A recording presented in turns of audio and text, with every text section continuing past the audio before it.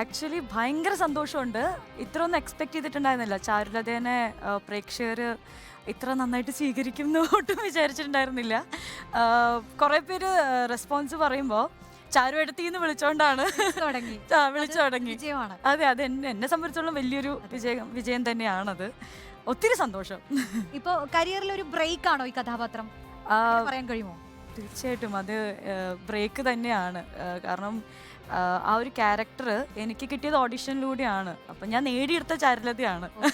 അതുമാത്രമല്ല, ചാരുലത എന്ന ക്യാരക്ടർ ഇതുവരെ ചെയ്തതിലും വളരെ ഡിഫറെൻ്റ് ആയിട്ടുള്ളൊരു ക്യാരക്ടറാണ്.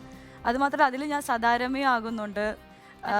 ഒരുപാട് വേറെ വേറെ നാടകം വരുന്നുണ്ട്. നാടകത്തിലും ഞാൻ വേറെ പെർഫോം ചെയ്യുന്നുണ്ട്.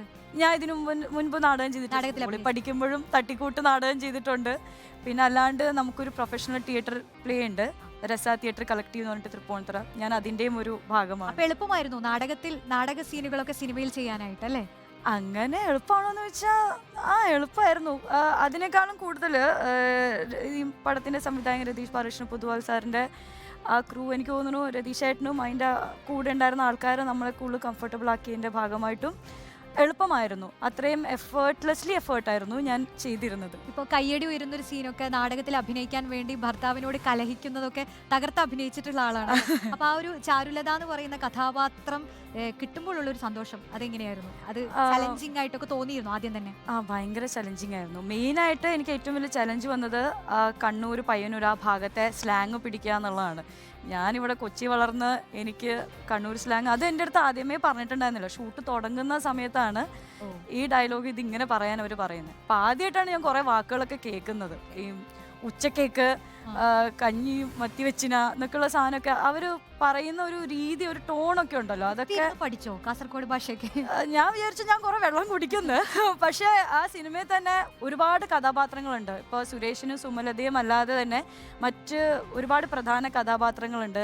അതിൽ മിക്ക ക്യാരക്ടേഴ്സ് ചെയ്തേക്കുന്നതും കണ്ണൂർ പയ്യന്നൂർ നീലേശ്വരം കാസർഗോഡൊക്കെയുള്ള ഭാഗത്തുള്ള ആൾക്കാരാണ് ചെയ്തേക്കുന്നത്. അപ്പോൾ ഷൂട്ട് തുടങ്ങിയപ്പോൾ തൊട്ട് ഞാൻ അവരായിട്ട് അങ്ങ് സിങ്കായി, അവരായിട്ട് ഫുൾ കൂട്ടായിരുന്നു. അങ്ങനെ സ്വാഭാവികമായിട്ട് അവരോട് സംസാരിച്ച് കുറേയൊക്കെ ആ ഒരു ഫെമിലറൈസ് ചെയ്ത് തുടങ്ങി വാക്കിനൊക്കെ. പിന്നെ ചിത്ര ചേച്ചി പക്ക കണ്ണൂർ, ഐ മീൻ അവിടുത്തെ സ്ലാങ് ആണല്ലോ. മാത്രമല്ല അത് ഓൾറെഡി രജിസ്റ്റർ ആയ 2 കഥാപാത്രങ്ങൾ. അപ്പോൾ അവരെ വെച്ചുകൊണ്ട് തന്നെ ഒരു സിനിമ വരുന്നു എന്നുള്ളതിന്റെ ഒരു അത്രത്തോളം ഒരു ആകാംക്ഷ ഉണ്ടായിരിക്കും അല്ലേ? പിന്നെ അവരെ വെച്ചിട്ട് സിനിമ ചെയ്യുന്നു. കാരണം നമ്മൾ എന്നാത്താൻ കേസോട് മൂവി കാണുമ്പോൾ നമ്മൾ അവർ ചെയ്ത ക്യാരക്ടേഴ്സ് ഉണ്ടല്ലോ, വളരെ രസകരമായിട്ട് നമ്മളത് കുറെ ആസ്വദിച്ച് വിട്ട കേസാണ്. നമ്മൾ ഒരിക്കലും വിചാരിക്കുന്നില്ല അവരെ വെച്ച് വേറെ ബാക്ക് സ്റ്റോറി ഇങ്ങനത്തെ സ്റ്റോറി വരും നമ്മൾ വിചാരിക്കുന്നില്ല. അപ്പൊ ഇങ്ങനെ സ്റ്റോറി വരുന്നു എന്ന് കേട്ടപ്പോൾ തന്നെ നമ്മൾ ഭയങ്കര കൗതുകമായി. പിന്നെ ഈ കഥ എൻ്റെ അടുത്ത് ഇവർ കഥ അങ്ങനെ ഫുള്ളായിട്ട് പറഞ്ഞിട്ടുണ്ടായിരുന്നു. ജസ്റ്റ് ഇതൊരു സാധാ ലവ് സ്റ്റോറിയാണ്.